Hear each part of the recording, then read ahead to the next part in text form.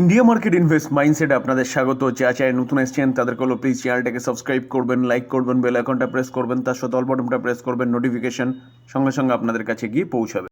Nifty fifty দেখুন, Nifty ফিফটিকে দেখলে দেখাবে নিফটি আজকের দিনে এখনও পর্যন্ত 0.24% একটা ভালো আফসাইড মুভমেন্ট দেখাচ্ছে। যেখানে নিফটি ওপেন হয়েছিল সেখান থেকে কিন্তু ভালো আফসাইড মুভমেন্ট দেখিয়েছে।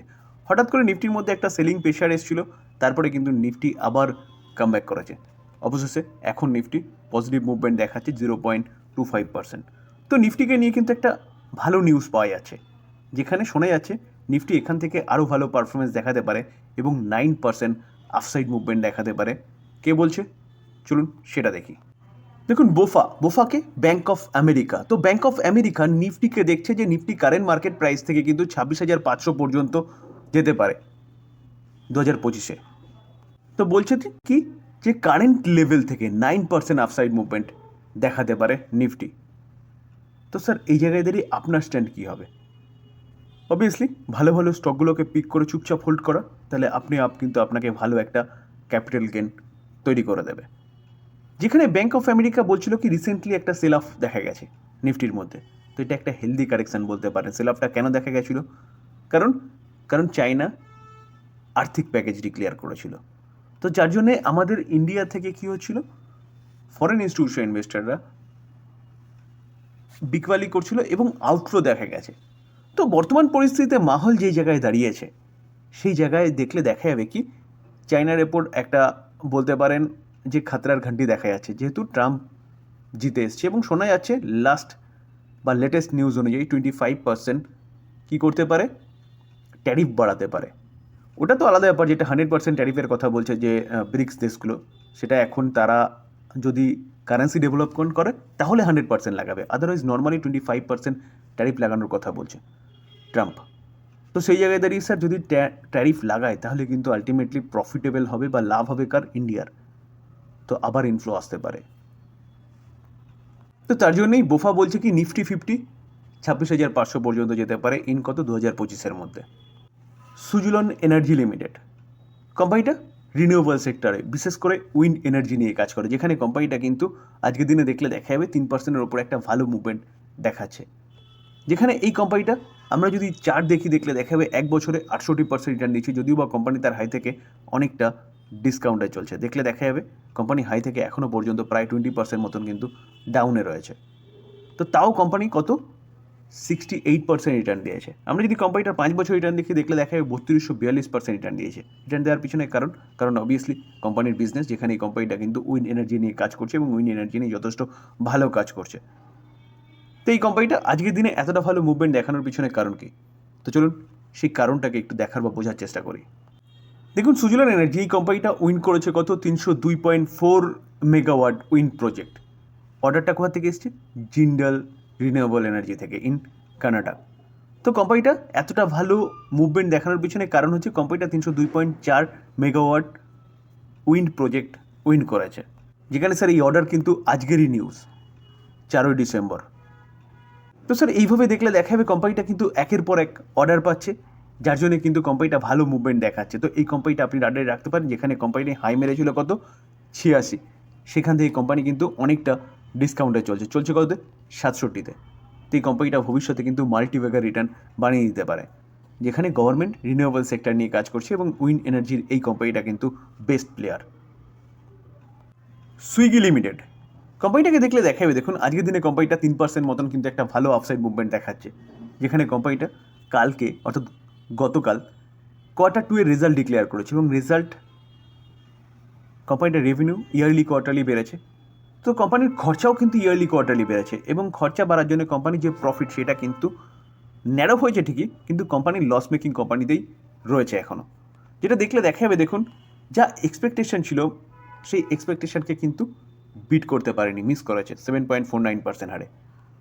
তো কোম্পানি এখনও লস মেকিং কোম্পানিতে রয়েছে, তাও কোম্পানিটা আজকের দিনে এতটা ভালো মুভমেন্ট কেন দেখাচ্ছে? যেখানে কোম্পানির যে বিজনেস, সেই বিজনেস নিয়ে কিন্তু কোনো রকম কোনো সন্দেহ নেই যে কোম্পানি ফিউচার ওরিয়েন্টেড বিজনেস এবং ফিউচারে এই কোম্পানির বিজনেস আরও চলবে। তো এই স্টার্ট আপ কোম্পানিগুলোর ফার্স্টের দিয়ে কী করছিল? ফার্স্টের দিয়ে কোম্পানি তার বিজনেসটাকে এক্সপ্যান্ড করার কাজ করছিল। যেটা স্যার আমরা জোম্যাটোকেও দেখেছিলাম যে প্রথম দিকে কোম্পানি তার বিজনেসটাকে এক্সপ্যান্ড করছিল বলে প্রফিটের ওপর জোর দেয়নি। তো এই কোম্পানিটাও কিন্তু সেম ছিল। তো এখন কোম্পানি লিস্টেড হয়েছে এবং কোম্পানিকে কিন্তু প্রফিট দেখাতে হবে, না দেখালে ইনভেস্টার পাওয়া যাবে না। তো তার জন্য কিন্তু কোম্পানি একটা নতুন পদক্ষেপ নিয়েছে, যেখানে ভবিষ্যতে কিন্তু কোম্পানির প্রফিট না হলেও লসটা আরও কমবে। তো চলুন কী পদক্ষেপ নিয়েছে সেটা একটু দেখি। স্যার, কিছুদিন আগে আমরা দেখেছিলাম যে জোম্যাটো সহ সুইগি দুজনাই কিন্তু কী করেছে, তার প্ল্যাটফর্ম ফিস সেটা কি বাড়িয়েছে, প্রায় ডবল করেছে। তো এখন দেখা যাচ্ছে সুইগি তার প্ল্যাটফর্ম ফি বাড়িয়েছে, তার পাশাপাশি এই কোম্পানিটা যে করতে চলেছে delivery charges on Instamart order. তো ইনস্টামার্টের মাধ্যমে যে অর্ডার আমরা দিই, সেই অর্ডারের কিন্তু তারা ডেলিভারি চার্জ কী করতে চলেছে, ইনক্রিজ করতে চলেছে। তো এই জায়গায় দাঁড়িয়ে কিন্তু এই কোম্পানিটার লস আস্তে আস্তে ন্যারো করার কথা ভাবছে এবং কোম্পানিটা তার প্রফিট জেনারেট করার কথা কিন্তু ভাবছে। কারণ স্যার, এই কোম্পানিগুলোর মেন যে ইনকাম না, সেই ইনকাম কিন্তু সেই ডেলিভারি চার্জ। তো ডেলিভারি চার্জ যত বাড়বে তত কিন্তু এই কোম্পানিগুলোর ইনকাম বাড়বে স্যার। তো এই কোম্পানিটা কিন্তু আপনি রাডারে রাখতে পারেন, কোম্পানি কিন্তু এখান থেকে ভালো পারফরমেন্স দেখাতে পারে। আজকের দিনে কোম্পানিটা 3% মতন একটা ভালো মুভমেন্ট কিন্তু দেখাচ্ছে।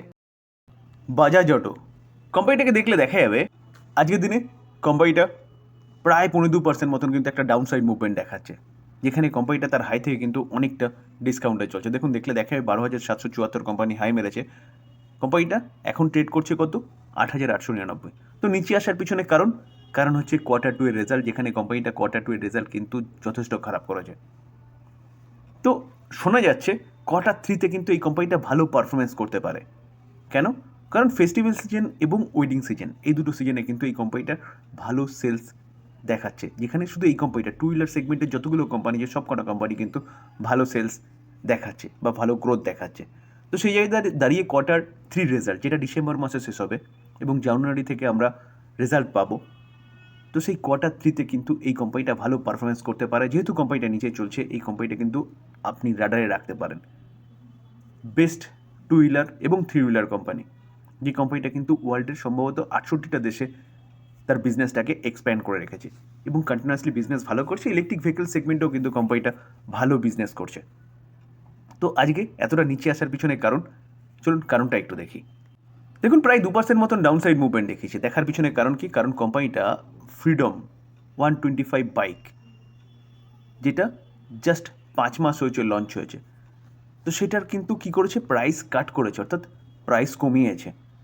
তো এইটাই কিন্তু এই কোম্পানিটার নিচে আসার পিছনে কারণ, যেখানে মার্কেটে একটা নেগেটিভ ইম্প্যাক্ট দেখা যাচ্ছে। যে বাইকটার প্রাইস কাট করেছে সেটা হচ্ছে সিএনজি মোটরসাইকেল, অর্থাৎ ফ্রিডম 125 যেটা, সেটা হচ্ছে সিএনজি মোটরসাইকেল। জাস্ট 5 মাস আগে কিন্তু লঞ্চ করেছে এই কোম্পানিটা। তো এই কারণে কিন্তু কোম্পানিটা এতটা নিচে এসছে। তো কোম্পানিটা আন্ডার ভ্যালু চলছে স্যার, অরিজিনাল ভ্যালুয়েশন থেকে অনেকটা নিচে চলছে। তো স্যার, এই কোম্পানিটা কিন্তু আপনি রাডারে রাখতে পারেন, যেখানে কোম্পানিটা এই জায়গায় থাকবে না, এখান থেকে কিন্তু ভালো পারফরমেন্স দেখাতে পারে। টু হুইলার সেগমেন্টের একটা দিগ্গজ কোম্পানি, তো এই কোম্পানিটা আপনি আপনার রাডারে রাখতে পারেন। Sir, IREDA, Indian renewable energy development agency limited, কোম্পানিটাকে দেখলে দেখা যাবে, দেখুন আজকের দিনে কোম্পানিটা প্রায় 4.5% মতন কিন্তু একটা ভালো অফসাইড মুভমেন্ট দেখাচ্ছে, যেখানে কোম্পানিটা লাস্ট 5 দিনে দেখলে দেখা যাবে প্রায় 3%, কিন্তু লো থেকে যদি আপনি দেখলে দেখা যাবে কোম্পানিটার লো থেকে কিন্তু অ্যাপ্রক্সিমেট 6%-এর ওপরে একটা ভালো মুভমেন্ট দেখিয়েছে। আমি যদি কোম্পানিটার 1 মাসের চার্ট দেখলে দেখা যাবে 1 মাসে কোম্পানিটা 5% মতন মুভমেন্ট দেখিয়েছে। তো স্যার, আমরা যদি কোম্পানিটার লো থেকে দেখি না, লো থেকে কিন্তু অনেকটা ভালো রিকভারি কোম্পানিটা দেখিয়েছে, যেখানে হেভি রিসেন্ট মার্কেট নিচে আসার জন্য এই কোম্পানিটাও নিচে এসছে। দেখলে দেখা যাবে কোম্পানিটা মার্কেট রিকভারির সাথে কিন্তু 17% ভালো মুভমেন্ট দেখিয়েছে। তো এই কোম্পানিটা আমি তখন থেকে বলছিলাম যে আপনি কিন্তু রাডারে রাখতে পারেন, যেখানে বিজনেস ফিউচার ওরিয়েন্টেড বিজনেস করে এবং লং টার্ম সাস্টেনেবল বিজনেস। এই কোম্পানিটা আপনি আরামসে 10 থেকে 15 বছর হোল্ড করতে পারেন। তো কোম্পানিটা নিচে আসার পিছনে কারণ কি?